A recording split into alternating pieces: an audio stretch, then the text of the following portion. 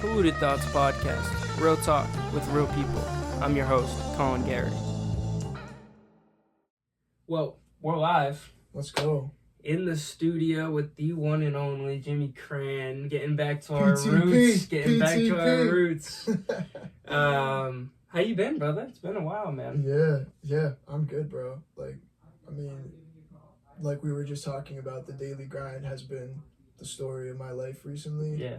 Lately for the past year, it's like ever since graduating college and then you go and work full time, it's like your lifestyle changes a little bit, slash not even lifestyle, but your day to day. And I've just been so busy. Like I work full time and then I come home. I want to go to the gym, but then it's like I want to write music. I also want to do side hustles, and I'm in the point of life where I'm like, dude, like what should I, where should I allocate more time to? Mm-hmm. And I also, like, I'm in a relationship, so you gotta, commit there as well. So, I mean, to answer the question long-winded, I'm good. That's kind of where I've been at lately. Yeah. I can relate to all of those things, man. Yeah. Just trying to balance a work and multiple hobbies / professions and a side hustle and a relationship. Yeah. It's always a lot, man. And it's like a blessing too. Like it's a good thing to be busy. For sure. I mean, if you ain't moving forward, you're going backwards. So if you ain't busy, then bars. You ain't doing PTP. I can't take that. Dude, that'd be jokes. That'd be a thing. After something like hard said, PTP. No, honestly, I'm starting it, bro. 2025. That's like, you got to get like a soundboard and then make that sound effect. Like I should just hire a massive black dude to sit in the closet and wait for some enlightenment, and then slides the door open. PTP. And gets back in, shuts the door. That'd be like some. No homosexual stuff intended with the closet thing that was on it. It was just a matter of the closet being right there. Yeah. Dude, that's like, what's that show on Adult Swim? The guy who was like a comedian, was it Andre? Goddamn, I can't think You know what I'm talking about. Yeah, I know exactly who you're Eric talking Andre? about. Eric Andre, yes. That would be like an Eric Andre. People on the other end of the screen are probably fucking like, Eric Andre. Yeah. Yes, that's definitely his type of shit. Right. Which is not really like my sense of humor generally, but yeah, he does do some really funny stuff. Exactly. It definitely like stuff that catches you off guard, which is his whole brand. That's like his whole thing. Yeah, most definitely. But I can't even take the if you ain't moving forward, you're going backwards thing. My dad always told me it was a thing that he would yell at me about, because I would not be moving forward and I would be regressing, and he'd be like, if you take one step forward, then you go 2 steps backwards. Mm-hmm. It was just always a thing that stuck with me. Certainly, if you ain't moving forward, you're definitely going backwards, bro. Yeah. It's like life's like a highway. Literally. Yeah. Stop for a second, everything's going past you. Exactly. Wow. That's deep, dude. I never thought of it like that. It's true. And it's also like when you're driving on a highway, you cannot take your eyes off of what's in front of you, and if you spend too much time looking in the rear view, you could crash. Yeah. And that's a whole nother metaphor, but like no, yeah, it's the same thing though. It is truly. I mean, it's all on the same brand. Right. It's like I personally, I don't know if other people or yourself feel this way, but like I always thought that I'd get to a point in my life where it would be like relaxation. You know what I mean? It would be like things just kind of naturally like work, and like the rest of the things naturally flow. But then like you kind of get thrown into it, like you said, like after college. Yeah. Or whatever, right after high school for some people. Yeah, and certainly. You just end up fucking in the weeds almost, you know what I mean? Where it's like, I don't know. I don't even know how to like describe it necessarily. Like you think that you're going to get to a point where like things just naturally, everything's just going. Like it's like you're not busy all the time, and it's like a steady routine, but then you realize that like the routine is the busy. Yeah. And it's like, it's nonstop. It's never ending until you're, 65. Until you actually retire. Right. And then, Dude, yeah. I mean, I feel like we're already getting, very philosophical, and, I want to talk about, I just think that's easy. It's easy to get philosophical when we're like just how we are, I feel like, and how we think, which is great. But, if I go down a rabbit hole, just stop me. That being said, I want to go down the rabbit hole. Hey, let's venture it. Yes, sir. Back rooms. Man, what was I going to say though? Yeah, to your point, it's like we kind of live every day thinking that we're going to eventually get to a place where it's like, things are perfect, like this, things are like how I imagine and how they should be. But at the end of the day, it's like living like that, then you forget to be present, and that's something I've had to work on heavy this year, is just like being present. And just being present and living in living in the moment, not so much like being careless, but like enjoying where I'm at now. Because 5-10 years ago I was like, damn, I can't wait till I'm this age and like working full time and like making money, have a job, and it's like, now I'm here, and it's like, I can't just be like, oh well, maybe in 5-10 years it'll be good. Like, no, you gotta live every day as if, Do you feel like days like not pass you by, so to speak, but like every day that there's like so much stuff going on that you have a hard time being present? Like there's like just so much going on that it's hard to stay stuck in the moment. Yeah, like you just feel like a walking to-do list, basically. Yeah. Like you're just a walking checklist, and once you check everything off, you can go to bed and sleep and rest. God damn, all I do is make to-do lists. Yeah, bro. Oh, God. Facts, bro. You got the whiteboard over there. No, I got the whiteboard. When I'm at work, I have a notebook. I make a to-do list every single day, bro. I am a walking to-do list. Certainly, bro. And I think one thing that I've been feeling lately, and this kind of ties to like music and just creativity and stuff, like when you're in school and you're in college and high school and you're not like working full time, and you're not like, okay, like I have all these responsibilities and I'm actually an adult now. Prior to that, there's something to be said about like you can dream easier. Like you can your ambitions don't seem too like far-fetched when you still are in like a kid mindset, almost not a kid mindset, but like a youthful exuberant, like the whole world is ahead of me. Like you've been kicked in the balls by work life. Yeah, you haven't been like humbled yet, essentially, by like the workforce, corporate America, and like people just being like, this is like what you do, and this is like where you'll go, and this is life. And it's almost like a script, and sometimes like it could be overwhelming from a creative perspective, because you start feeling like, damn, like you start losing that creative sense of self, which to me has like caused some writer's block and caused like me to overthink everything I'm writing, because it's like I'm not even doing it for myself. Like I'm starting to treat that like a to-do list, like, whereas music and creativity, writing, whatever you do, should be free-flowing. And it's hard to separate that brain from like your other side of your brain that's like, technical, and I gotta have a 3, 4, 5, 8 year plan. It's like the two coincide with each other, though. Like that's why I think work-life balance is so important, and just like not forgetting who you are when you get to that point in life where the world might make you feel like you're just a number, or might make you feel like you're just another X position, insert the name of your title here, you're just another one of those, like. So that's been a ongoing thing for me over the past year from a creative perspective that I've been able to work on through different ways. But like even just making my last project took like more effort than I guess it ever took before, because I had to like sit myself down and be like, okay, it's time to write, or like stop waiting for inspiration, like seek it, you know what I mean, and like do it even if it's hard. Like it's not always just gonna come to you. And I felt like when I started doing that more, my lyrics and stuff that I write all just started becoming more like raw and personal. Like I feel like now I can't write or make any music that is not like completely true to myself, or like very vulnerable. And that has made me also not want to like put it out there as much, where it's like it sounds so great to me, and like I'm like, like this is like therapeutic, and like I need this, like where it's like, oh, do I really want to say that? Do I really want to talk about that? And like you start becoming more conscious of like what you're saying and what you're which is can hinder artistic ability, or expression rather. It can hinder that. So it's been a hard line to balance, I think, as I get older. But I don't, that's something I'm like in real time working on. So trying to I think that I think that it must be hard, one, balancing that with the work mind too, like Mm-hmm. you were saying earlier. Yeah. Because I think staying present, like we're talking, in case it's all just like one big conversation at this point. Like you kind of have to stay present with like what mind do I have to turn on and turn off, I guess, Mm-hmm. in those moments. Yeah. Which must be like it's. I personally find it hard to write music at this point. Yeah.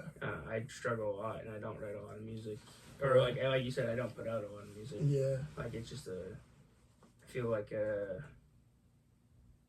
it must be because, like you were saying, the work mind thing, right? Yeah. I just have a hard time like shutting off my Mm-hmm. that mindset versus like just having fun. I also think that I hear a lot of people say that about like when they make music, that it's like therapy for themselves. Yeah. But for me, it was never like that. For me, it was always just like having fun. Yeah. So like if it was anything more taxing than me having fun with it, then Right. it was like I'm just Exactly. put it to the side for a minute. Yeah. I think that I want to feel more like fun. Like I want to be more free, and that just goes back to being in the moment and like turning off that work mind. Because if you can do that, then you're having fun.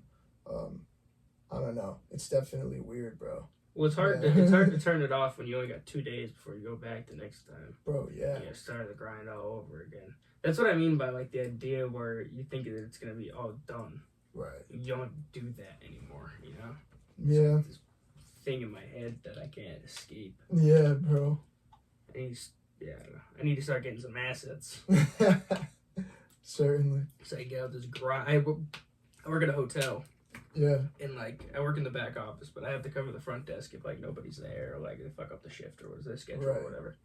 And we got this guy there who's like got some money. He stays, and he's been there the entire time I've worked there. And he's like came by the he's like, hey, you're not gonna do this your entire life, are you?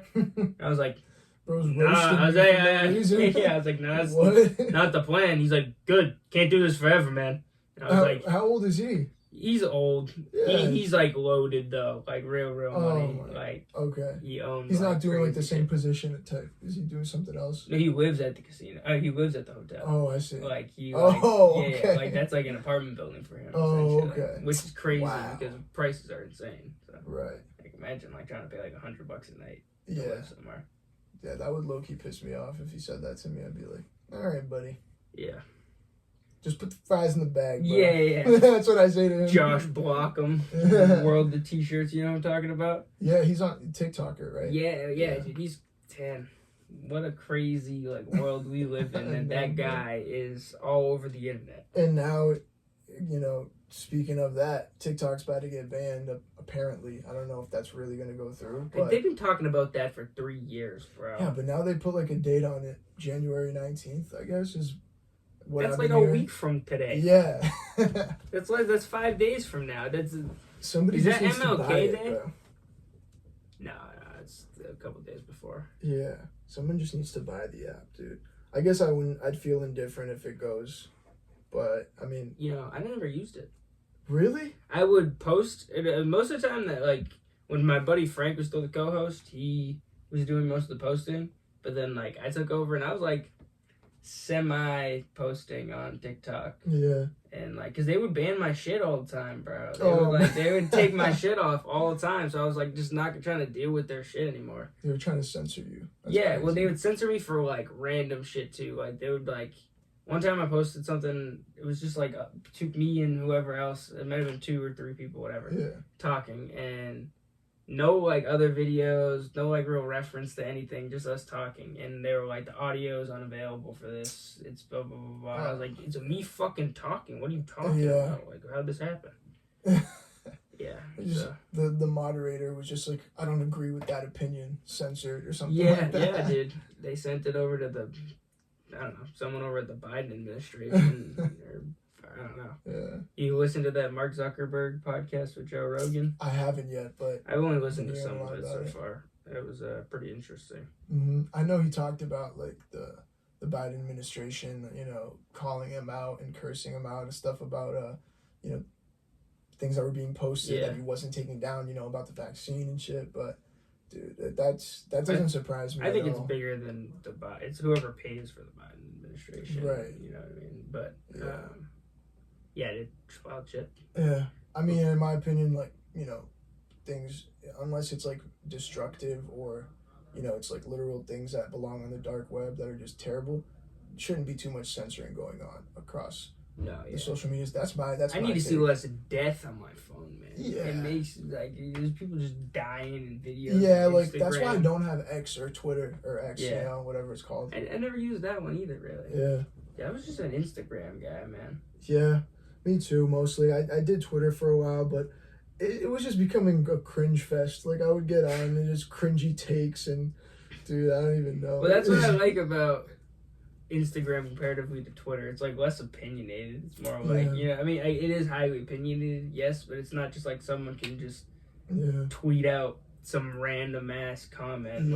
Or post a video. Like, I literally saw a video of the CEO that got killed in New York. Yeah. Like, the video of him, because my friend sent it to me because he had X, of the shot where it's like it actually hits him and he's just there reloading. Whereas, like, on the news channels, they only showed it up to the point where he pointed it.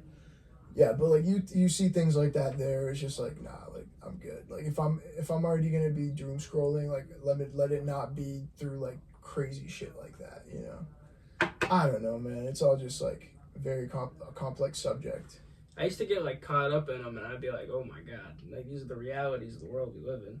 I was even thinking about it before you walked in, and like, I was kind of sitting here just chilling, listening to a podcast, and I was like, man, you could just die at any moment. Like, you don't know how the hell it's gonna go. Oh, dude, it's fucking crazy. Don't even get me started, bro. What a crazy thing to think about. I literally sometimes wake up. Of course, I hit the weeds and I start thinking about some wild shit like that. No, we all think about it. It's just, no one wants to talk about it. Like, even bringing it up, it's like, oh, don't talk about that. I mean, scary. Yeah. Bro, like, sometimes I wake up in the middle of the night. It's like you tell a boomer that they'll have a fucking heart attack. Yeah. They don't even. Exactly. Sometimes I'll wake up in the middle of the night, like, out of my sleep, and with, like, a huge feeling of anxiety, and just be like, whoa, I'm gonna die one day. Like, I have less of a fear of, like, dying one day, and more just, like, it's not even a fear, it's just more of the realization that, like, you hear people say that they die young, and I was thinking, like, earlier, like, what does that even fucking mean, man? Right. Because, like, you're not given a predetermined time. Like, you could live to... I was talking to somebody who works in my hotel, and they're like, yeah, I'll take 75. And that'll do for me. I don't want to live any longer. Like, any longer than that seems like a drag. Yeah. And I was just like, that's... Sounds like a, you know what I mean? realistic... But that's a long life. Yeah, it's a 75, long life. 80 years, something like that's a long time. That's like, yeah. And people are like, they got cut short, and like, yes, people do, but like, you don't get like a predetermined time. No, there. You don't know when your expiration date will be, and it's this fucking conversation went. Oh yeah, bro, it's crazy. Through the weeds, man. I know. Now it's all like morbid and shit. Yeah. Well, to make it less morbid, but still be on the subject, we're talking about like tortoises. This is crazy. I just thought of this when you were talking about age. They live to like 300, 500 years old or something crazy like that. Like high hundreds.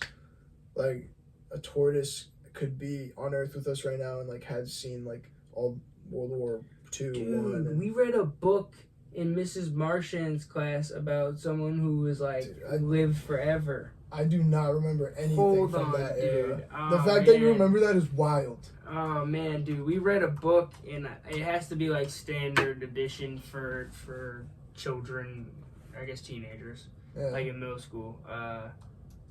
Book about man who, what's that called when you can't die? Immortality. That was, someone should clip that. I'll sound like a fucking idiot. Just the way I said it and everything. Man. Not the gnarly man. God damn it. I'm not even gonna know the book when I see it. That was what, 6th grade? Yeah, bro. I don't know. No way I'm teenager book. I don't know. Tuck Everlasting. Tuck Everlasting. Yeah, man. I remember this book. We read this book in Mrs. Marchand's class. What does the cover look like? Maybe that. Nah, dude. It was a movie too. We watched a movie. W memory. Yeah, anyone who says that the weed fucks up your memory, they're fucking wrong. They are wrong. Maybe short term memory, but my long term memory is like an elephant. Everlasting. It was a movie, yeah. Everlasting movie. It was like this bullshit ass film. Damn, I didn't even realize that chick was in it. She's in Gilmore Girls. My girlfriend loves that show. Yeah, I don't know. Winnie Foster. I remember it had something. I was almost gonna say Winn Dixie, but I knew it had something with Winnie in it. But yeah, it was like pretty much the story was like this guy lives forever. Like Tuck, the chick that she falls in love with him. Right. And he's like been living for like 120 years already or something. Does he rock with living? Like, is he in the book? Is he like, oh, like this is great, or is he like? I forget. That was like before I was like emotionally like intellectual. Yeah. You know what I mean? Like I couldn't I wouldn't be able to read past the surface of this book. Right. Like, people start like I'll give you the plot of the book, and I couldn't give you a single thing of symbolism within it. Really, you know what I mean? Unless it was blatant. Yeah. I was too worried about other bullshit in that class. Dude, I remember one time though. This is an all-time story. You remember Eddie Gonzalez? I think so. And Eddie Ditos. Oh yeah. I play basketball with them sometimes at Game On. Like his brothers pull up and play sometimes on Fridays. If he ever finds this, I'm sorry I botched your name at the beginning. I knew who you were. I so many people. Eddie Ditos constructed a crossbow out of like rubber bands and pencils and shit. I remember he shot it across the room at like the window, and he pinned a fly to the screen of the window. It was the most miraculous thing I'd ever seen in my entire life. Wow, dude. It was unbelievable. That's precision. He didn't. He wasn't. That was the thing, though. It wasn't like people were gonna listen to me like, "Oh, fuck bullshit." But no, he wasn't like aiming at the fly. He kind of just shot the thing. He was like, "Look, I made this thing," and then he shot it across the room. It was just and then it just happened. Yeah, exactly. And I remember the pencil, like the way the screen is, the pencil tip was stuck in the screen, like pinned to the wings of the mosquito. It was unbelievable. That mosquito died the fastest way any other mosquito has, probably. Yeah. It was like Roman warfare for him. Just like this gigantic fucking arrow coming in. That's insane, bro. If I was a fly and I was like flying with him and I saw that, I mean, I don't think they have capacity to think anything, but I would be tripping. That'd be crazy. Yeah, I'd be bugging, yo. But dude, so I noticed recently that you've gotten into like religion and like you've like been performing at churches and stuff like that. Yeah. What's that been like, bro? Yeah. Thank you for asking. Dude, like, you need to thank me, man. That's exciting. Do you first of all, before I started to interrupt you after I asked you a question, that was rude. But do you go to the same church as Gabe Kalina? No, I don't think I've seen Gabe Kalina there. But different church, I think. But it's it's called the Life Church. It's in Leominster. It's been held for the past year and or so at Knights of Columbus in Leominster. Oh, okay.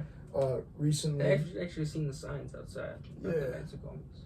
Yeah, and recently, like this month, the church bought a building, an actual building where it's just for the church and can hold services there. It's not like you're renting it out.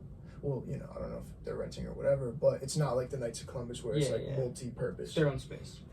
Exactly, and I'm excited to see that, but. Yeah, I mean, to answer your question, I've been singing at church, so like I do access worship, which is like one Friday a month, for people in grades 6 through 12. It's like a youth service, and kids go. There's music, there's snacks. In the beginning, there's like a casual kind of hangout time. There's different games, and they hold it in the church building, and there's a worship team, and we sing some songs and we worship, and then there's like the pastor will come and like speak, or there will be a fun activity. So it's just really a service that gets kids involved with like their faith and with the church and stuff in like a fun kind of inviting way. And I had been going to this church, and actually like Kim Marchand, Connor's mom, goes there too, and she sings on the worship team like on Sundays and for like the main services. And was always like, you should really join like you know, they could use a male vocal and it would be so great. And that kind of is what kind of kicked it off, and I started talking to like the worship leaders and stuff, and like finally got in to be able to like perform at Access. And you know, we rehearse sometimes, and it's just really cool, bro. Like, I've always wanted to do that. Like, I've always wanted to not perform but worship, because you're not performing when you worship. Like, that the purpose of it is because you're exalting God, like you're worshiping God, and it's about him, it's not about you. You know what I mean? Where it's like with music, rapping, like on a creative level, writing myself, like it's always about me, and exalting myself. Whereas like when you're on stage worshiping, like you like go of yourself and you give yourself up to God, like you're vulnerable, you're worshiping, right? That's the purpose. And that was like something I had to differentiate, and was really good for me, I think. And as I was saying, like I've always wanted to do it. My mom, growing up, she sang in church. I used to watch her sing. Like, she has a beautiful voice, and that kind of inspired me. And I always felt like God gave me a gift with music, and it's like I think it's in my purpose and my calling to use that, you know, to how I can to like bring him souls, like not, you know, like bring people closer to him, and like open their eyes up to like, you know, the blessings and the good things about him, and to like follow him and stuff. Like, I've always felt like it's part of like why God gave me the gift that he did, you know what I mean? It's not just about exalting myself, but like bringing people closer to him. And it's also like there's that aspect of it, and then there's the aspect of it where it's like I love music and being able to perform live like regularly. Not perform, again, worship, even just sing live and do my passion. On top of it, you know, being like serving God while I'm doing it, like that's a win. Like, I really enjoy doing it. So that's how it started, and that's how it's going. We haven't done it since like November, because like the transition from the old building to the new one. But I think that we're gonna kick it back up this month or next, and then it'll be cool to do it. And like every Friday of the month that we do it, like from when I started to now, more kids come every time. And it's like you just see these kids like who are just in high school, like vibing, hanging out, probably all struggling with things that they don't talk about, you know what I mean? Like that we did when we were in high school. Like, you know how it is in that time, like peer pressure and just like the things that sometimes, like, I wish I had that when I was in high school to make me more like, I guess, level-headed. And like, you know, you're a kid, like it's okay to be a kid, but I guess what I'm trying to say is it's so cool to see them like they're like worshiping on a Friday night. Like, they could be out getting into trouble. You got some like faithful people blowing up on a Friday night, right? High school, dude. I know, and you know, some of them probably grew up in that faith, and that's just like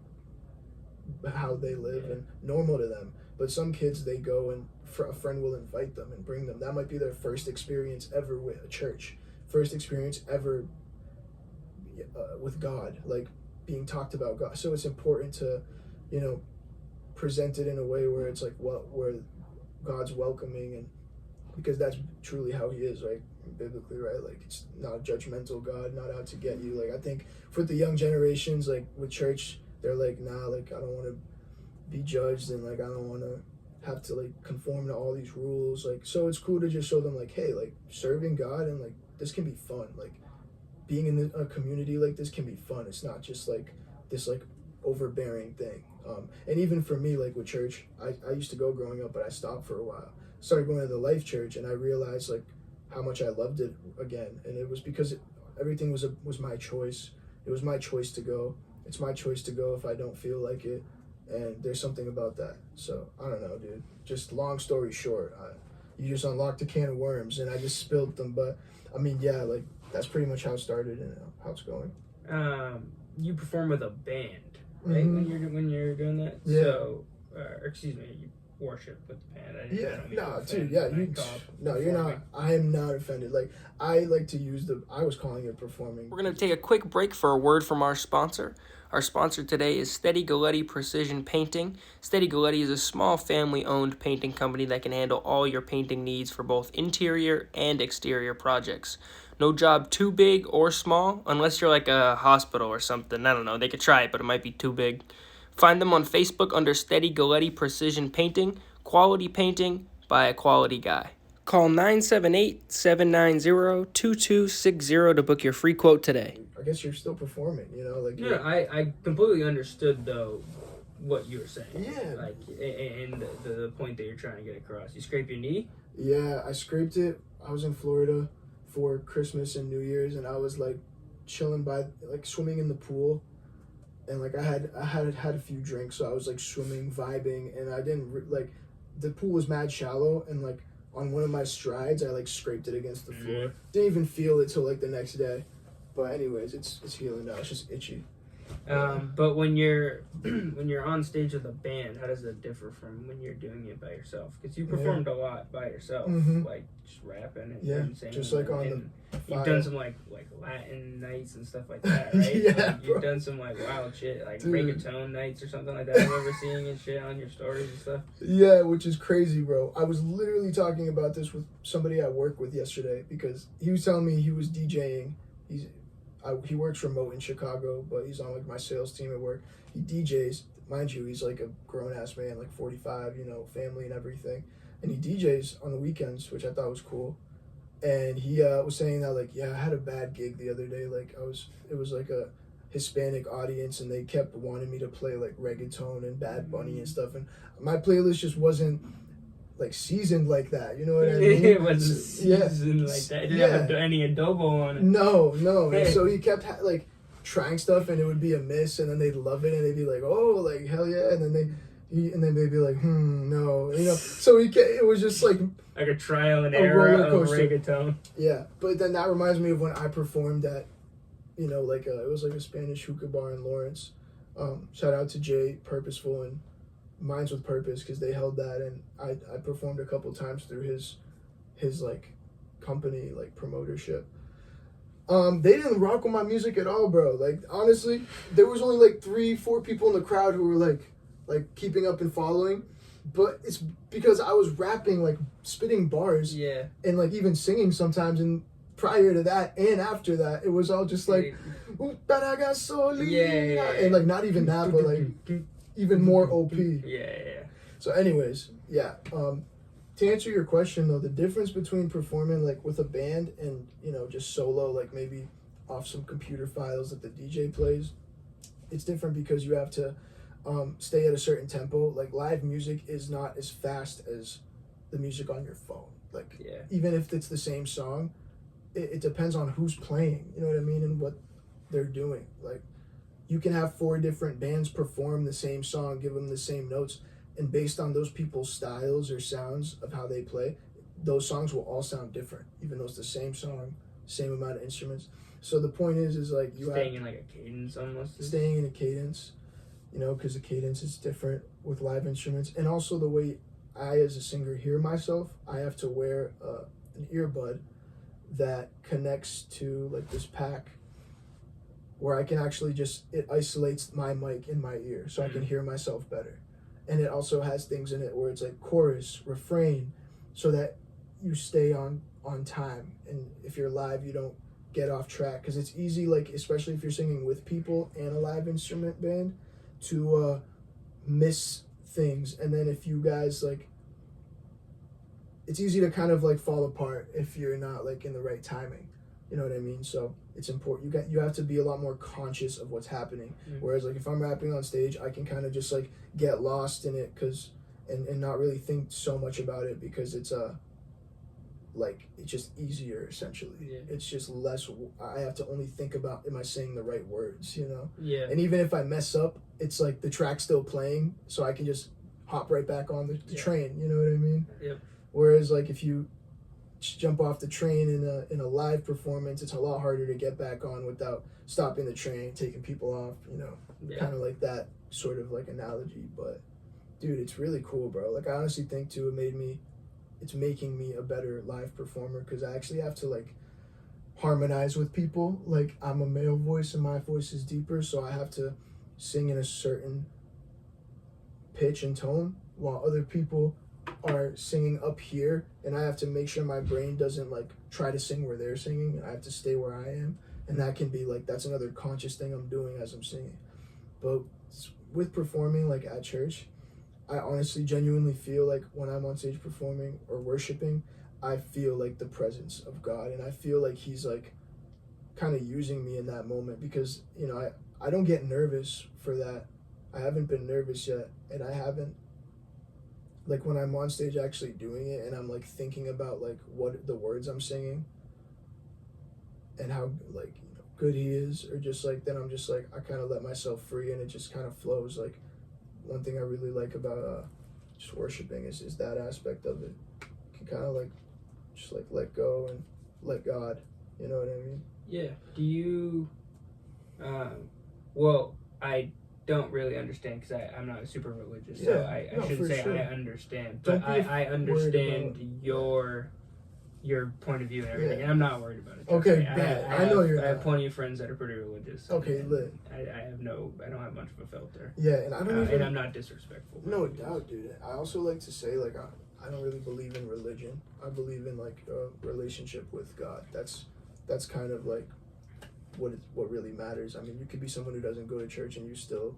are, you know, you have strong faith and pray every day and like Christian, you know. Religion is kind of like it's a tough word, because it's like I don't consider myself a religious person. I consider myself like a Christ follower, because bro, I'm like so hard on myself as it is, just being an older brother and stuff, that like when I mess up I take it so hard, and I still mess up every day. Like I still sin every day. I lie, I do things like, you know, that you might even do without thinking, you know what I mean? Like I'm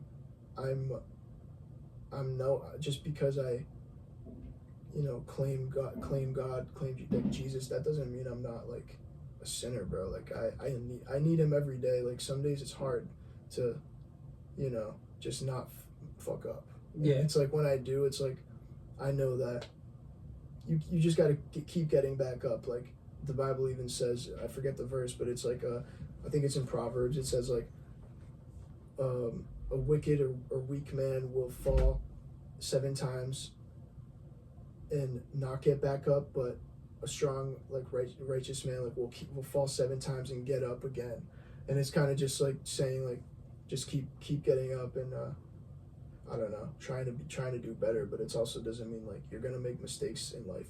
I don't know, because one thing I think about when I think of religious people, it's like pointing a finger and like not taking accountability, where it's like a that blanketed statement. I think the word like religious people in general just kind of has like a negative connotation these days, where it's like, you know, any religion that be, because like there's just extremists in all forms of religion, so it's like across the board. You know what I mean? Across the board. When it's bad, it's pretty bad, because yeah. Me personally, I have no problem with it. I just don't think it should affect lawmaking in any sort, or shouldn't be involved in politics. Yeah, bro. You know? That's totally fair. I agree. The agree. question I want to ask though, because me personally, and we were talking about it earlier, like I don't make any time for God or for religion or anything like that. Do you have a hard time like finding time for God, or finding time to pray and like worship? Oh yeah, absolutely, bro. Like, yeah. I mean.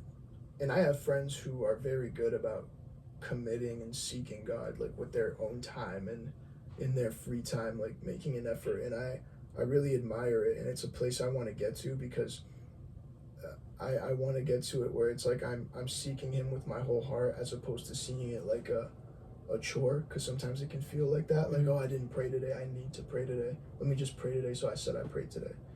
No, like it's about, I want to pray right now. Like I want to sit down and like talk to God and foster that relationship with him. So like I want to, and I'm going to, because I want to, not because I have to.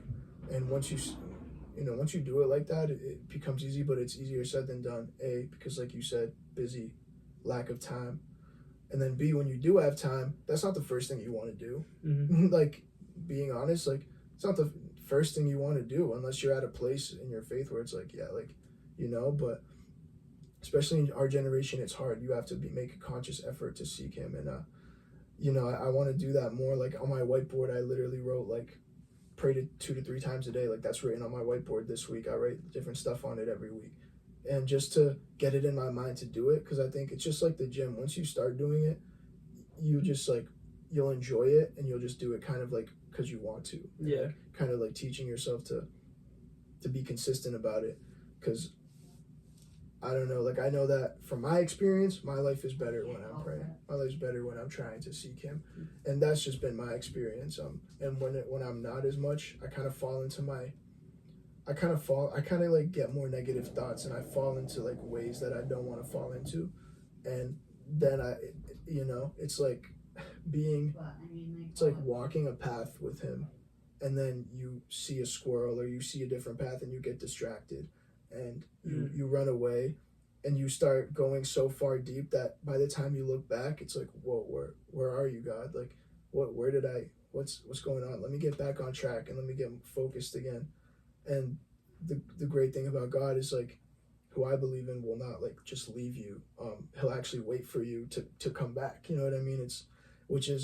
Forgiveness is a big thing. Like, he's a forgiving Lord, which is then like that helps me forgive other people. Like, not harbor like resentment and stuff towards other people, because we should forgive others how He has forgiven us. That's kind of something that I believe too, and has helped me like mend relationships in my life. Like thinking like that, because it takes burdens off of you when you're able to forgive other people, even if they wronged you like so heavily. And that's one thing I truly admire about like Jesus, and like who He is as a person, or as a God. Like, so yeah, I mean, dude, long story short, yeah, it's hard to find time, but I'm trying to find more of it and do it more, because I think my life is significantly better when I am allocating more time to prayer and maybe the Bible. Like, dude, the Bible, I'm so bad about reading it. Like, I never really pick it up and read it. It's always just like, if I'm in church, I'm like following along with the scripture that's being spoke, or verse of the day, and then like I'll save the ones that I like the most, like, or that speak to me the most. But there's something about like actually like opening up and seeking it, because I swear every time I have done that, I open up to a page where it's like I start reading, and like it's speaking to something I'm going through in my life at the moment, and it's so like just uncanny. It's like, wow, you know what I mean? But yeah, man, it's definitely tough with the busy lifestyle to again, like, just like it's hard to allocate time to anything. Yeah. Well, that's what I would assume. Just me being like I don't know. I don't like to call myself an atheist, because I don't not believe in a God. I'm like agnostic. Yeah. Yes, thank you. Yeah. You see, that's how little I really think Dude, about it. Yeah, it's fascinating to me. For a while, I had some sort of disdain for religion, because I felt like it took away from things. Yeah. And it was oppressive. We have, for sure. Yeah. But I have come to find like I don't know, some sort of like spark of fascination with it all, where it's like, because I, in my everyday life, never think about it. Yeah. Like, I don't think about, like, I, like a normal person, every once in a while ponder what happens after, but like, I'm so focused on, it sounds selfish too, which is like why I'm like a little reluctant to even like say things like this, is because like it sounds real selfish. I'm so focused on like myself and like, and what's going on in my life and like my people, that like it's hard for me to even like read into what's going on in like Gaza and like the rest of the world and stuff like that, because like I'm so focused on like here and now that like I could really give a fuck unless something really happened that like affected like my general flow state. And it sounds real selfish, because I like to well, I would like to get into like philanthropic things, you know what I mean? Like similar to what you're doing with like the kids and like your class, and like you're doing the worshiping and like introducing them to something that could like pull them from, either like a shitty life or like a wrong path, or like just like a little bit of darkness or whatever's going on. Certainly. It was like I try to, I don't know, I want to get into more of like a like giving something back to the world in general, you know what I mean? Just in general, yeah, whether that be like small thing. I want to do like fun shit though, you know what I mean? It's because I'm a little selfish. I want to go. I want to like take a homeless guy to like a Sox game. Or something, ain't nothing wrong like with a beer that, and a bro. dog, But like, but I have these moments where I'm like, I want to do those things. It's a prime example of it right here in my life, where like I say that I want to do the philanthropic thing, and I'm like talking to my girlfriend, talking to Liv. I'm like, you know, I really want to start doing stuff like that. She's like, that's great. And I was like, yeah, I want to like maybe bring someone to like a game or like a concert or, you know, try to like raise some money for something or somebody. Blah, blah, blah.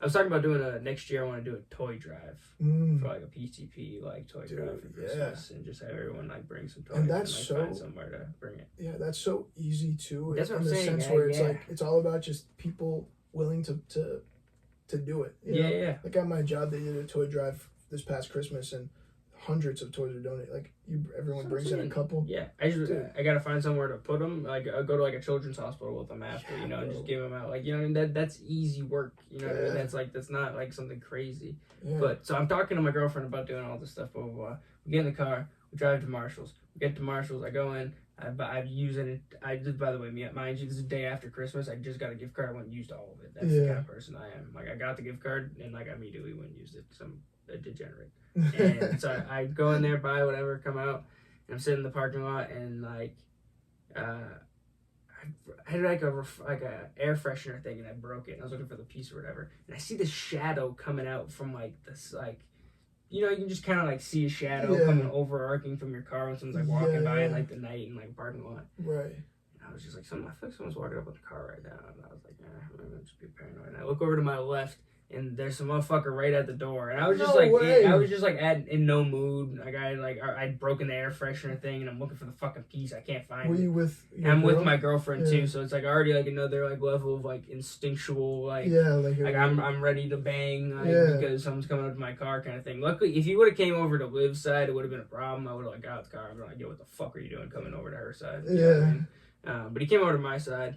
And like, he comes over and like I like looked at him and I was like, I just gave him like a mean mug and I was like, not right now, dude, don't fuck with me. And he just gave me a smile and just kept walking through the parking lot in the cold. And then I sat there thinking, I like wallowed in regret for days after. I thought about it for days. I still think about it, you know, like when I'm like, here I am saying I want to like do philanthropy work.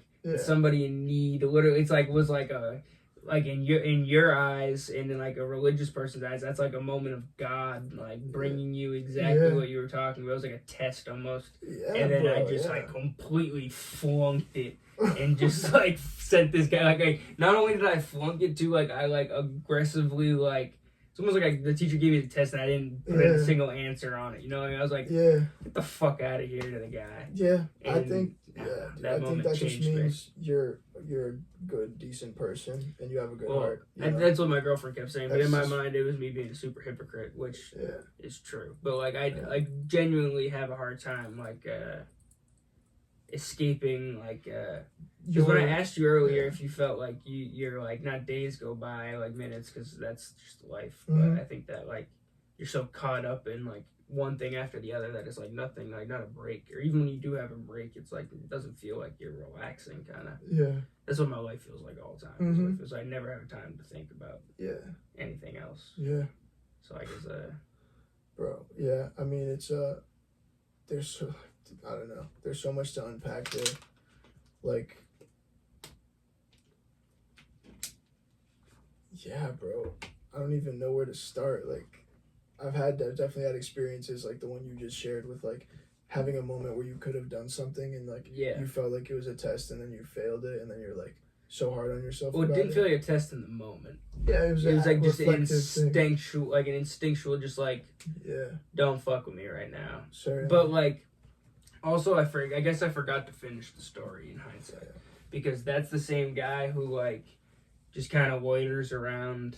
Because after I drove, but it made it worse, right? So like after I recognized that I've seen this guy many times, like outside of like OMG, it's cannabis, and outside of CVS over like across from Five Below and shit, and like. He just loiters outside, and then when you probably come seen him before. I live nearby to there, so he's not like but like he comes up and it's funny as hell.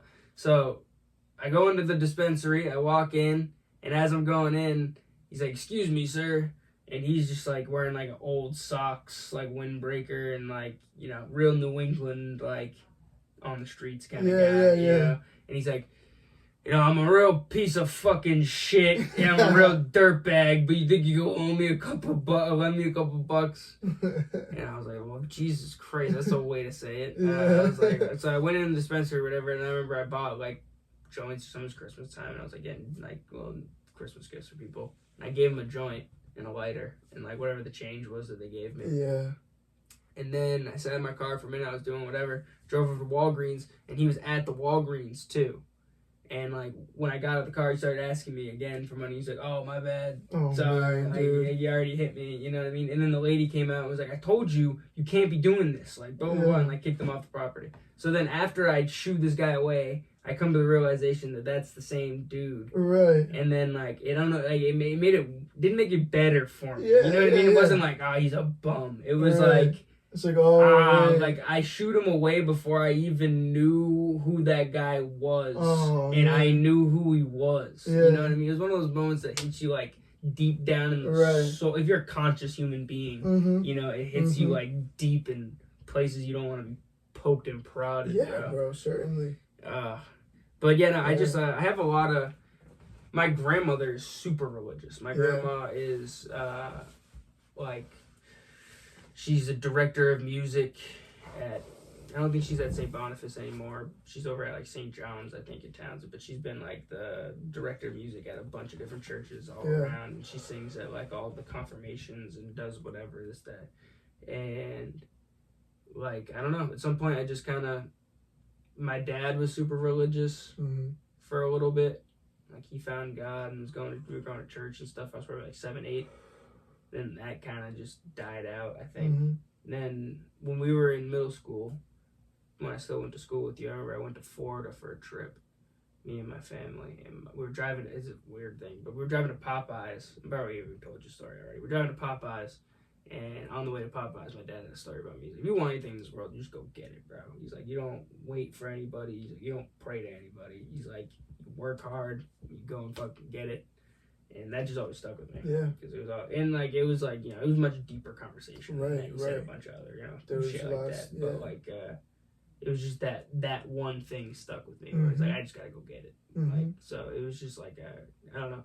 Yeah, bro. That moment, it dissipated from my, like, conscious, you know. I remember I used to pray. I remember I was being like 10, 11 years old. I remember praying for like the Bruins to win like the Stanley Cup.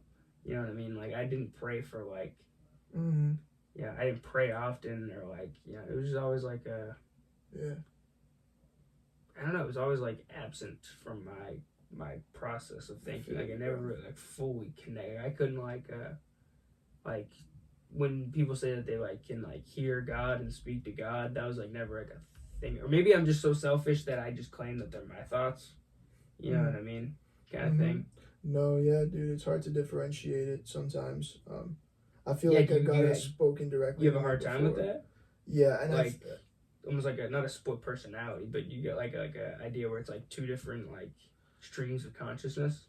I have before, and I think that it's stronger. Like, the voice of God in your life is stronger when you are seeking Him, and like you're like God conscious, and you're seeking Him, and you're praying and trying to have that relationship. Because with, you know, you get the Holy Spirit. The Holy Spirit is kind of like what guides us and has this sort of almost, I don't want to say paranormal, but like that's, for a lack of a better term, that is the thing that it like speaks to us and like guides us. Like, when you do something wrong, you get conviction, like you feel really bad about it, and not just because it's like on earth to us it's morally wrong, but because, you know, it's spiritually wrong. Like, your spirit gets bothered, and it's like a different type of feeling. Or like when you're in a situation that you're like, I'm not supposed to be here, or like this isn't right, or this person is not, you know, it's called discernment. Like, the Holy Spirit gives you the ability to discern certain things, and it's almost just like a feeling where it's, you can't really explain it. It's like a feeling in your body that is just like, and then you know, like, this is like from God, like He's telling you either this or that. And sometimes it comes as a feeling, and sometimes like I have heard before like His voice speak to me, and I knew it was, and sometimes I've felt and heard things and was like, nah, that was just me thinking that. But like, there's also been times where I'm like, no, like I did not think that. I heard like that, and it said something very specific, and in the Bible, like it says, God speaks through soft and slow whispers. And when I heard this, it was like a soft and slow whisper, and I remember at the time I was like very much like praying a lot and stuff, and it was like about a certain thing, and I almost like got like an answer, and I was just like, whoa.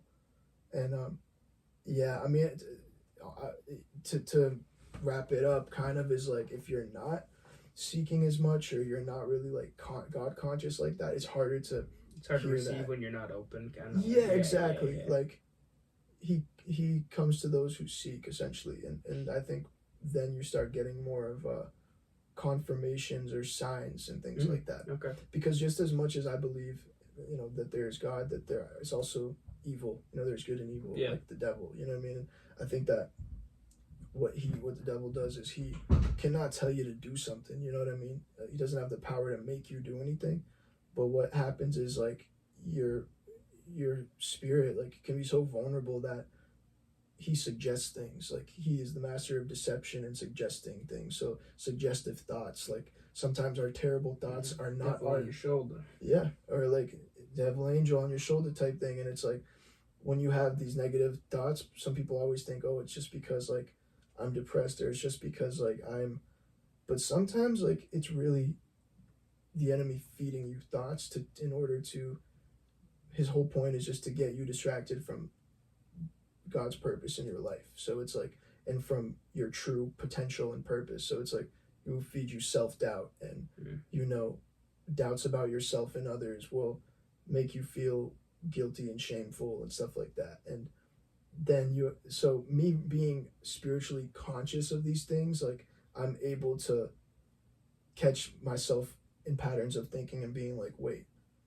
let me pray about this real quick, because this thought is not coming from up there, it's coming from down there, and I need to be spiritually sound, and I need to be like his name right now, like, and it's like I'll pray, and like then my thoughts will switch. It's like, it's like I will stop thinking things that are bad, or like getting down on myself too much. But if I just like let it, like if I sulk in it, it only gets worse. You know what I mean? Like, so there's like that's not to undermine the natural emotions that we feel as humans, but it's just to say that there is a spiritual aspect to everything. Like I kind of think of life where like everything is spiritual. There's nothing that's not spiritual. You know what I mean? Yeah. From love to hate to war to everything. It's like there's something deeper going on always. You know what I mean? I think that has to do with like it's a weird analogy. You ever seen Avatar, like the blue people? Yeah. Like I think like their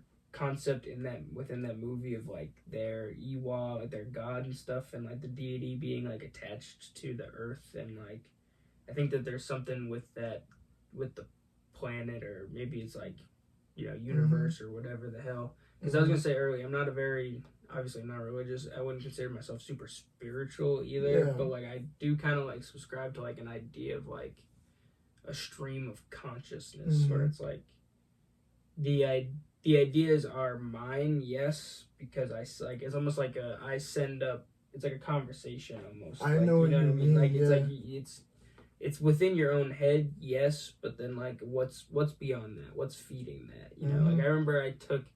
And like when the reason I don't like to say I'm spiritual is because like in my mind spiritual is like someone like took shrooms and like I'm fucking super spiritual now, you know what I mean? Or like they got like a bunch of mushroom decor in their room, exactly. And I'm totally not like and that. like the rocks and shit, you know what I'm saying? Definitely. Like I got some shit on my windowsill, but I don't consider myself like I don't like it's funny, is there's a window behind here, and it almost got pinned in. Really? Yeah, like the all the rocks and shit I've collected from like my girl and the spirit. Like it was on the windowsill charging, and it almost got locked back there. That's cool though. I mean, but like I think that it's like so. Anyways, stream of consciousness. Yes, but I also just don't think that like I remember I took shrooms the first time I ever took shrooms, and I remember I was like, what happens to all of your lost thoughts? Like all the things that you were thinking about and then couldn't remember anymore, all the knowledge that you once had stored that's now been deleted, where does that go to?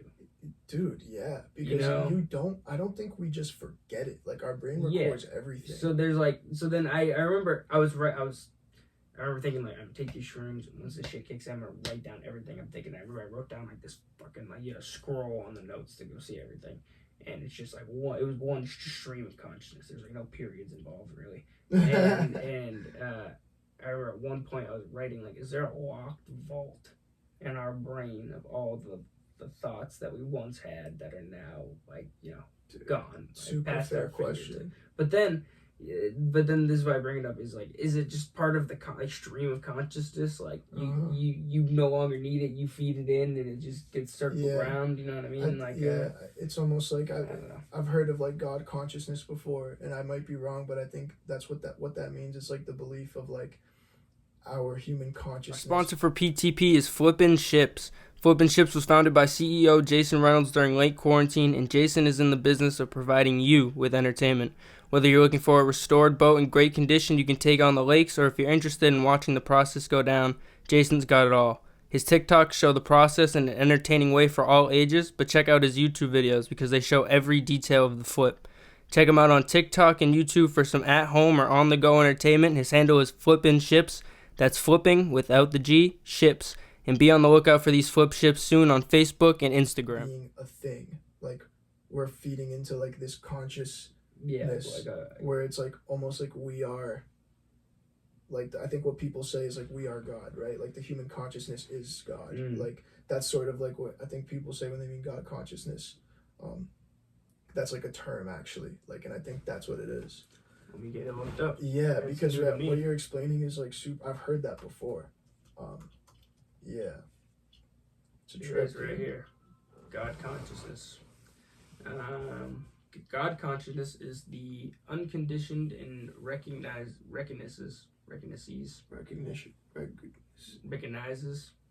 only what is. Oh, I'm sorry. I'm like definitely like developing dyslexia. God consciousness is unconditioned and recognizes only what is without judgment. Human consciousness serves itself. God consciousness serves the all. Human consciousness exists in a state of becoming or striving. God consciousness exists in a state of unfolding and surrender. I don't even know what that means, bro. That's I don't know. I mean, that makes you question life. Yeah, right? Oh, what in the world, bro? I wish they could see this right now. I'll show them. Look at this lady. This lady definitely knows about God consciousness. She'll tell you all about it for $1,500 an hour. God consciousness is a state of awareness. It's an ever-evolving process. You cannot read it in a book, but you can buy hers on Amazon. Who is this lady? I want to know. I don't know. It's giving a cult vibe. Dude, see, I told you. She does have a book. I told you she does have a book. Dude. Oh, Jesus Christ. I wish you could see the shit that we're seeing on the screen. What is this lady's name?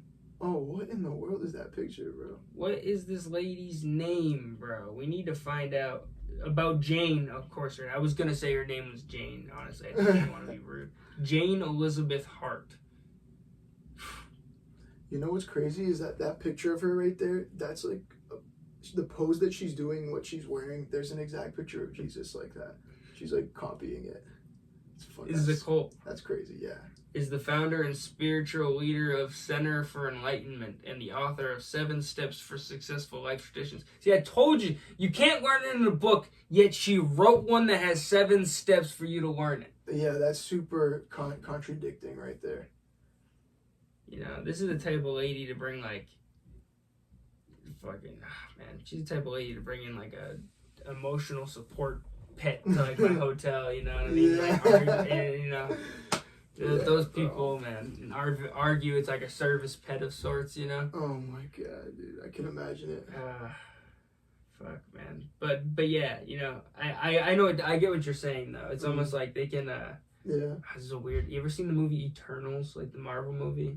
No, but I want to. I wanted to see. Okay, that I won't in the spoil theater, it then. bro. I won't spoil it then. It's on Disney. You should check it out. I will. It's not a great movie, but it's like it's a Marvel movie. Yeah. You know what I mean? It's like one of those like It's a different. I'll sit down and it's watch a different it. direction of a Marvel movie. Right? Well, it's like one of those movies where you watch it. Oh, I imagine it's really hard to make a Marvel movie or like a like an X-Men or like something that has like a long plot and like many other movies prior, because then you gotta make it make sense within all the other ones if you're doing something new. So there's like no plot holes and shit. Oh, yeah. Remember I watched like an X-Men movie. It was like one of the more recent ones they made, and I think it's like a new studio or whatever. And like they killed somebody in the movie, but the movie is prior to like the original ones that all came out. So it's like, how the fuck is she dead? Right. We just watched a bunch of like, movies that alone kills the whole. Yeah, exactly. So then I'm just sitting there like, this movie doesn't even make sense anymore. Yeah. So it's like, but Marvel just found an infinite money glitch with like the whole Marvel concept, because this whole universe thing, like interdimensional thing, you can literally make anything happen.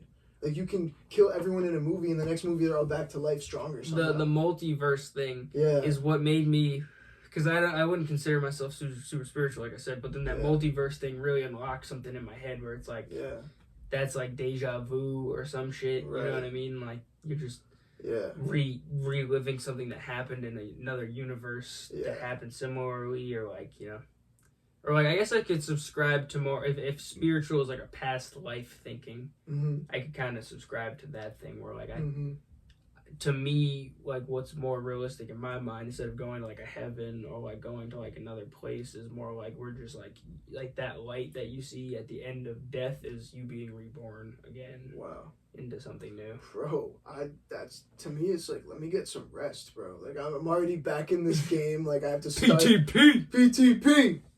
Gotta start from level 1 again, dude. Like, nah, bro. I need like a vacation off from life after that. No, it's but then you do though, because then isn't that like childhood though?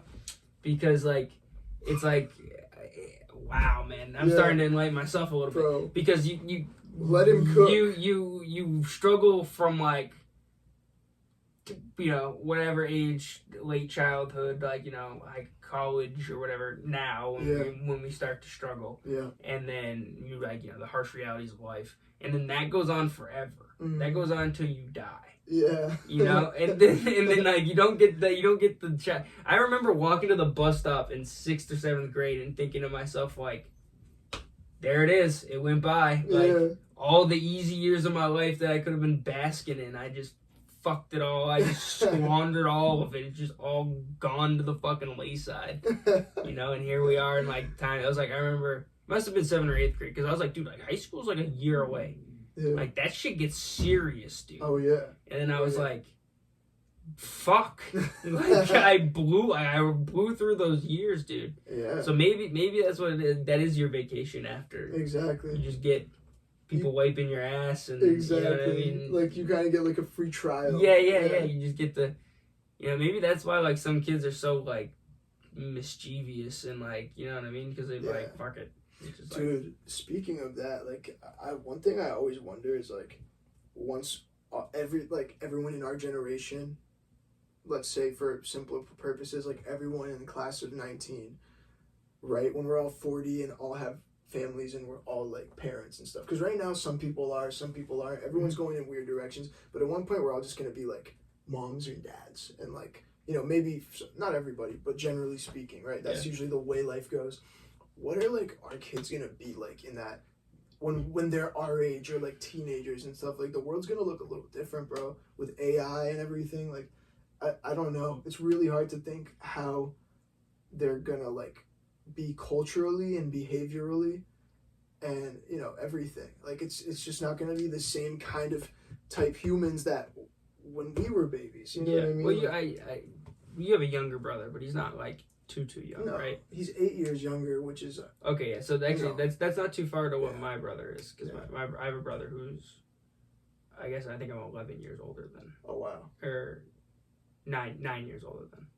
Yeah. So very similar. Right. But like just the way that they act, comparatively to the way we act, it's different. It is already different, but it's they're not like outside as much. No. Yeah. Well, there's complete like See, like, we grew up where we were already immersed in the internet, but it wasn't so accessible yet. Like, Right. we didn't have the shit in our pocket at all times until we got to middle school. PTP. PTP. We, you know what I mean? Like, we had, like, DSs and, like, flip phones and shit like that, like, in childhood. And then it got to, like, middle school, and then, like, the iPhone became, like, prevalent. And then, like, everyone started copping iPhones, like, 5th, 6th, 7th grade, I feel like. So you went like 10 years without having that on your face at all. Which I'm so happy that we did, because now they're just born into it. But then it got to like the next stage of it, which was like the TikTok. Because like, we had Instagram, bro. I was rocking Giggity Garrity, Swagasaurus Rex. I was rocking Instagram like way back in the day, bro. Snapchat too, bro. Snapchat too, but it wasn't like the reels weren't a thing. And like the addictiveness wasn't. There's as an prevalent. overwhelming amount of content and moving at an overwhelming speed now. Yes. And our attention spans have just gotten so much smaller as a result. You know, I have a hard time like sitting down and trying to obtain knowledge now. Yeah. That's not like quick, easy, like trying to skim forward to wherever I can gain the thing. Like I have a hard time just like sitting there and being like, let me watch this 30-minute video about stocks. Yeah, like there's no search anymore. Like we don't really search things. Like things just come to us. I remember my dad said something the other day about like I guess it was a thesaurus maybe, or like a encyclopedia. That's what I'm thinking of. Yeah. Where it's like you go and you have a A through Z book, and you have to flip through the book to find like information on it, and you get like a dictionary definitions amount of knowledge. No deep dive. Yeah. Any questions you have. No YouTube video. Yeah. God damn, bro. That's why like I also think that, you know, it's like people who are scared are a little bit well, I mean, you know, rightfully so. Things you know are all amped up in the world right now, so people have the right to be scared and concerned, I guess. But I also subscribe to the idea where like we shouldn't let fear control our lives. So like I try not to get too worried about it, but I think the people who really fear like the age that we're coming into are people who are like not willing to like adapt to what's going on. You know, I've been reading Rich Dad Poor Dad. You ever read that book? Great book. I haven't read it in a minute, but it's I've never read it before. This is the first time I read it. And one quarrel I do have with whoever, Robert, whatever your name is, who made this. Don't give me a chapter analysis right after I just read the chapter, dude.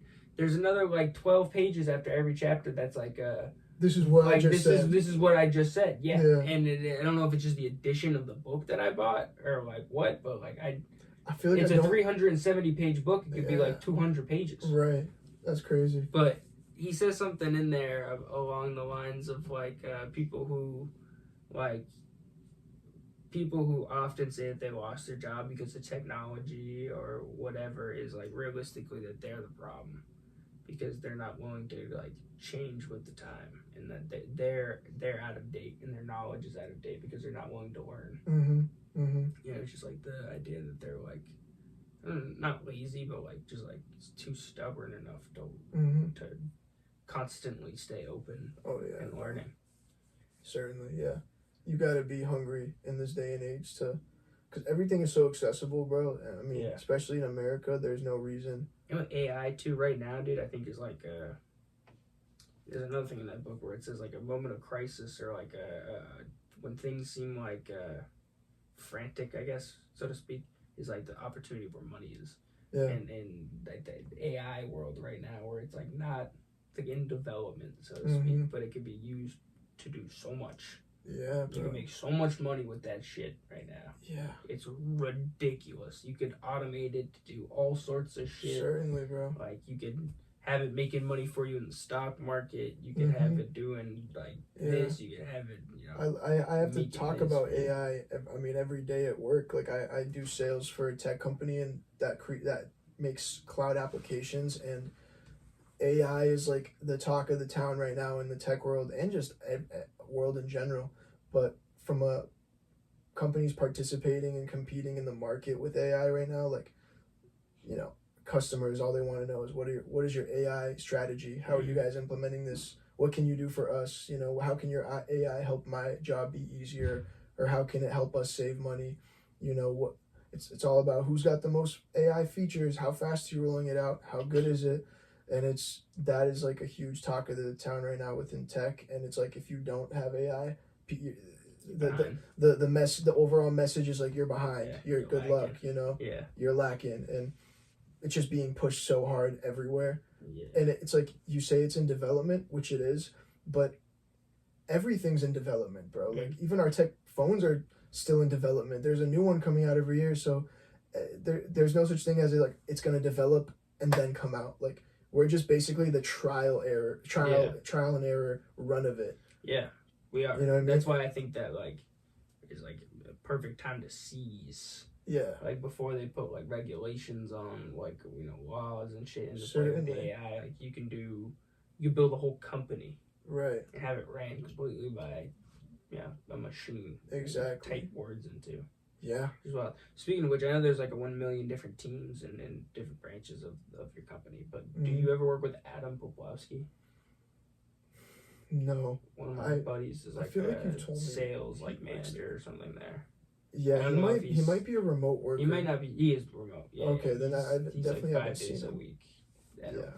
Yeah, I'm not aligned. I don't think I'm like aligned to him in any way, but dude, yeah, it's a huge company. You know, it's like people working from everywhere. Yeah, but it's wild. I mean, AI and tech is crazy, bro. Like, yeah, and I think some people are worried too. Like, some people get worried about like it taking jobs from them. So sometimes it's hard to like try to, I don't know. Some people are still skeptical, as everybody is, you know, with the whole AI thing. It's tough, bro. I don't even want to like talk about it too much because I feel like I can't. It's like insider trading or something. No, it's not. Like, I'm not saying anything, but I have to just be like conscious of that. It's crazy, dude. The AI shit, man. But it brings me back to like the adapt or die thing, where it's like people who say that they're afraid the AI is going to take their jobs. Is like someone's going to have to control it. Yeah. You know what I mean? I think it's best. You got to learn that. Yeah, it's best. The ideal purpose of it would be to not rip and replace, but to complement the jobs that people do and make it easier so they can focus on the real things that they want to focus on, and like the people under them, or making the strategy better, as opposed to the AI just does everything and it makes people obsolete. Like, that's totally not what we want to do, right? Like, it's supposed to complement us, not replace us, Yeah. I don't know, dude. It's wild. It is wild. Well, we've been talking for an hour and nearly 20 minutes. Really? Yeah. That flew by. Didn't even feel like it. Went by very quickly. PTP. Anything coming up soon? Any shows? Any projects? Any singles? So, bro, I've just been really focused on getting back in my writing bag, like getting back in a rhythm so that I can be in a place where I'm like, where I can say, yes, I'm working on a project. Right now, I feel like I'm going through like the creative journey right now, and like growing and figuring it out, because I could just put out stuff and like force it, but I want to have intention with it all, and I want to, work on that. But I like recently dropped a project, mini EP. Day and Night Pack. Yeah. Sorry, I've had it. Had a bunch of questions written. Oh, really? I didn't get to. Really damn, bro. You can still ask me them, but I know it's. I'll run through a quick. Yeah. You want to run through a quick, like a 1 minute drill? Yeah. Give me like a quick answer. Yeah, let's do it. Night and Day Pack was. I looked at the song credits. 2 of them were produced by Trev. Were all 3 of them produced by Trev? No. So Law of Attraction and My Position were produced by Trev and a couple other producers on there that are in his like collective Private Season. Pretty sure Amiri produced Law of Attraction. Okay. And My Position. So yeah, and then the other one, Too Much to Ask, was produced by Narco. Shout out Narco. I fuck with this shit. Yeah, he's fire. Specifically, you guys' shit together is very dope. Yeah, bro. Let's go. I hope he sees this, cause yeah, shout out to him. He's originally house producer, like at heart. House, EDM I fuck with type. his house sound. Yeah. He's fire. It's dope how he implemented it with yours. Yeah, we kind of like found so interesting about it. Merged a little bit and had created like a unique thing, especially with that song NYC. Like, that's probably one of my favorite songs I've ever made, because it's so out there, it's so different. Credit to his production style. And Trev also was the voice that you hear in that song. That's like, say my name. Yeah, he's got a really good. He uses his voice in his own productions, right?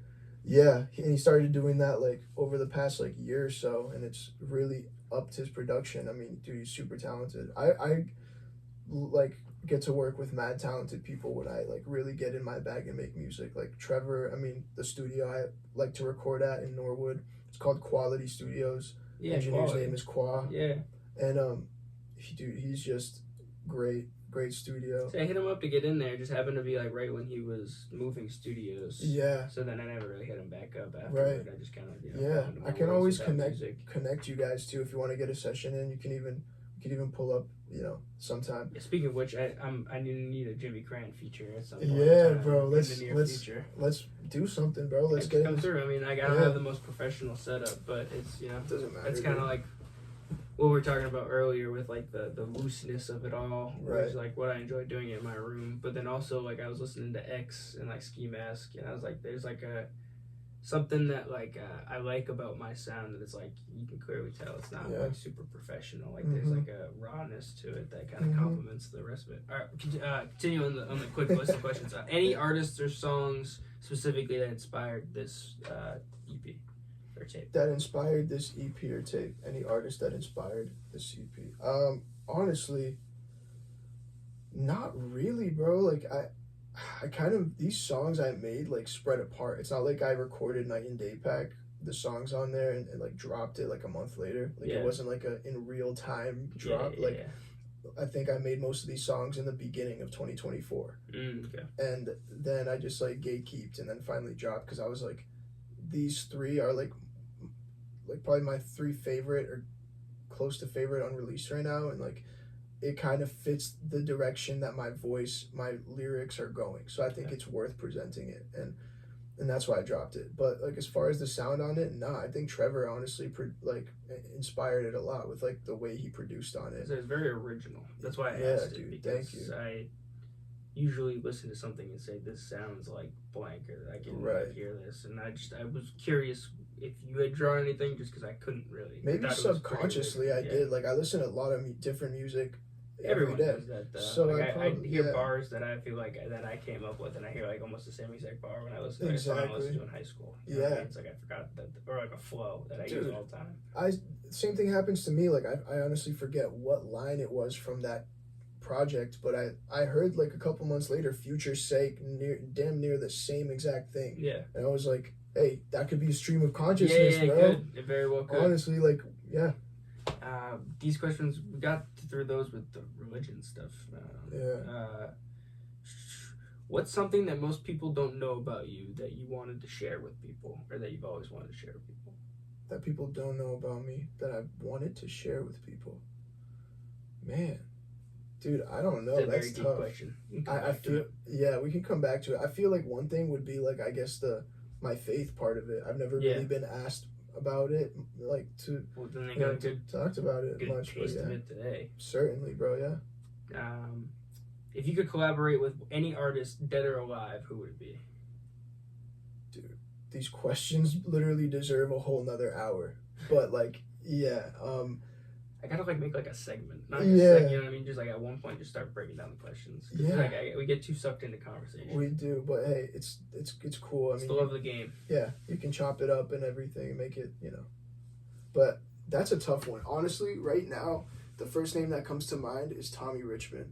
Yeah. You guys have like I wouldn't say similar sound, but I can see like a like relation there. Yes, and I am a big fan of his music. Even before $1 Million Baby came out, I was listening to like his older stuff, and like just really talented. Like it sucks that people are like, oh, he's a TikTok artist, and oh, $1 Million Baby, and he had 2 hits, and that he actually, his bag is so deep, and people that's the thing about the whole music industry too. It's like you can't win, you know what I mean? You blow up, and then it's like, oh, because I blew up on TikTok, I'm a TikTok artist now. It's like, dude, can I just be an artist?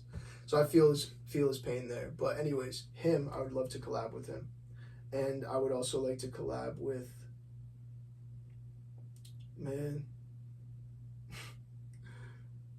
Drake.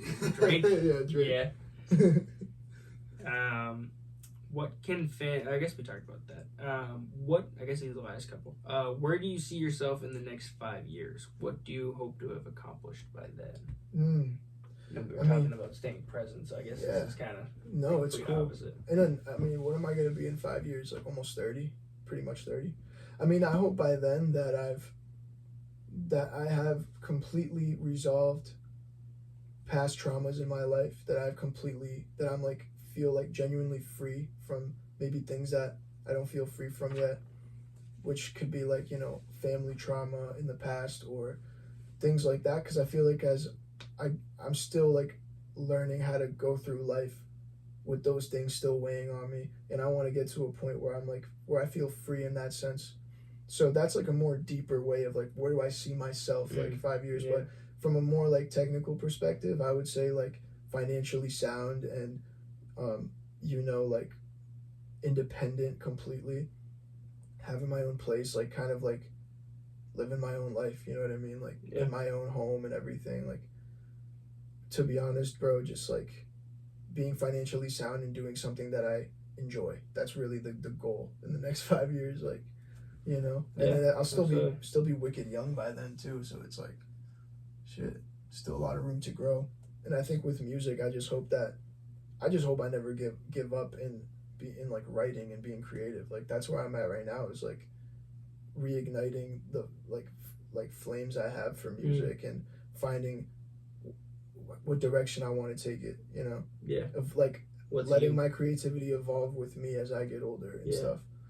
Yeah. I remember thinking like, one with the podcast and with the music, I remember thinking like originally like, damn, this shit don't pop off by 25, like I gotta focus on a job or something, dude, and then here we are I'm at 23 and I'm like, it's 2 years away. I don't know if that like I was like, all right, maybe I'll give it to 27, and I'm thinking about it more recently and I was like, this is, why am I putting like a time exactly on it? Like, you know what I mean? It's just like, it's something that's enjoyable and like, you know what I mean? It's supposed to be a passion. And what pressure is there too? That's one thing. That's the social media, bro. Literally, it's so. You see everyone else's successes all the time. Yeah, it's just like this like weird fake pressure, where it's like you're on your own journey in your own timing. Like you don't have to compare yourself to anybody, but comparison kills joy. It's thief of joy, right? So it is. It can hinder your creativity too if you're just making something to try to prove a point, or it's like that's not the type of artist I am. So I try to separate the two. But yeah, man, definitely that's where I see myself in the long run. I feel like, well, I see yourself on this couch for another PTP. Yes, definitely within 5 years, but 5 years from now as well. Oh yeah, bro, let's just do one like every 5 years. Like one point we're gonna have, dude, we're close, bro. I know. We got one in between between the time that we did the original one but then that was, I don't remember what year that is, like 2021. The original one was 2021. Yeah, which is wild. That is coming up on like 4 years that happened. Yeah, I remember it like it was yesterday though. Down in the basement, and I was like setting up the phone on the stool that was on the couch. Like the stool was on the couch here, and then the phone was on top of the stool. Some ghetto ass shit going on downstairs back in the day, bro. Yeah, I remember that. That's crazy. It was like, if we're where the table is, there was like a big round glass table with like 2 seats, and then there was like the couch over there. Oh yeah. And it had that stool like on the couch. It was It was like some real ghetto shit. Yeah. Not that this isn't ghetto, but it's a step up. Yeah, I mean that's just the idea. I always was never afraid of like showing the evolution of things. You know what I mean? Like, why gatekeep that, dude? That's what it's all about. Not even the gatekeeping thing. It's just more of the idea where it's like, why, like, I guess back to the book I'm reading, where it's like, if you have an opportunity in front of you, you don't have enough money, like, raise the money. Like, figure out how you're going to get the money to get the opportunity. You know what I mean? Where it's like, I wanted to do something, and it probably wasn't perfect, and it looked kind of janky or whatever, but it served a purpose and did its job. Yeah. And it was like, it was more of like not quality over quantity situation, or like vice versa, but it was just more of a like, why wait till I can make set up and have like a studio or something like then that. you when might I be could waiting just forever. do it in my basement. Yeah, you know what I mean? Like I know people who just do podcasts off their phone like this, and they have thousands of followers and done podcasts with all of their idols and shit. You know, it's like that's what you do with your resources, bro. Yeah, exactly. That's why I was always kind of hesitant to bring people in here because, well, one is my house, but two, it's like, you know, I mean, we're in a fucking little ass bedroom and like it's like not that's a little janky ass setup. But then like I always feel like real people respect the hustle. It's like you get it how you live it. Doing it in your room, honestly, to me takes some balls because this is like your room.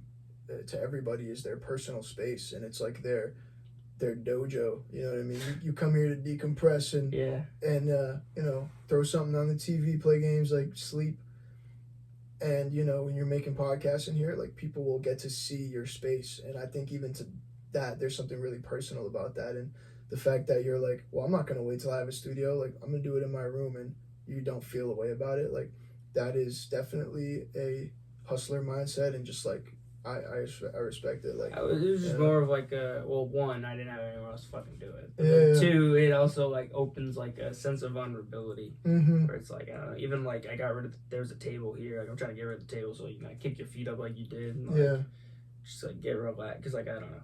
As much as like it's me goofing off and fucking around, it's like also like we had like a deep conversation and like I like to talk. I don't know. Try to get past the surface with even just like people that I don't really know. Yeah. Just like the emphasis on comfort and being like this is my bedroom. I invited you into my home. Not only that, you're in my bedroom. Yeah, bro. Like let's sit down and have a conversation. Certainly. This is like giving me like a Theo Vaughn kind of vibe. Good. That's the idea. This fucking Theo, man. That's my guy. Yeah, man. I think that there's something special about his podcast because it's a lot of goofing off and he's really funny. But he is one of the most like emotionally intellectual and intact human beings. Like asks the greatest questions. So it's just I don't know. Trying to take a little bit of that. You ever seen Lex Friedman? Yeah. He does a lot of this kind of stuff where he like writes down. And his podcasts are like 8 hours long. Yeah, they're like 3 hours long. He like asks like 1 million questions, and he gets like almost like Nardwar-ish, which is what I need to do a better job of. Is like trying to like get like deep dive on information. Yeah, I think a podcast and interviewing and stuff is like an art form, bro. Like it's the epitome of like communication skills. Like because you are trying to be conscious of what you know the audience wants to hear without trying to force conversation flow. So still being able to get the audience what they want to hear in a way that flows with the conversation you're having. So you constantly got to like know when to divert from a subject and ask the next thing or connect that to the next question so it flows smoothly. But then you also got to know as a host to shut the fuck up. Like, especially if you're having somebody on, which is something that I've always struggled with because I talk a fucking million miles an hour and I always just get me too, talking. That it's like, I'm having you on. Mm-hmm. People like people probably watch. Some people probably watch for me, but most of my you can see views fluctuate based on who's coming on and who's not on.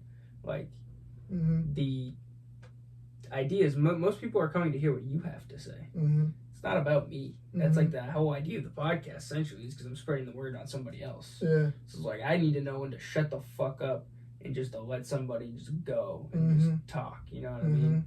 And like. There's a lot of like times when you definitely did a great job of that today because I mean I feel like I talked in circles sometimes and I would come back to earth but I said everything I needed to say because I mean you would give me the space to do that. Well, I also think that I have a hard time where like I'm not trying to be rude with people. It's just how my brain works where they're talking and we're talking about a similar thing and I just say something. Which I've done multiple times in this conversation. Like you're in the middle of saying something and I just say it because we're both talking about the same thing. And it's like as a host, it's not a great communication aspect or skill to have. So it's like me being conscious of. Yes, dude. Plus, it's like I said, it's about the other person. It's not about me. Yeah. Like I do it. Yes, it seems like it's all about me, but it's about the person that I'm having on and their story and and whatever they got to say. Dude, 100%. So, yeah. Speaking of which, What a great story, bro. What You're a the great best. story. Yo, thank you, man. Thanks for having me, bro. It was a pleasure, bro. Always is a pleasure. We gotta do this more frequently, though. Absolutely. Every like couple months we'll do it. Yeah, we can do different segments and stuff too. Yeah.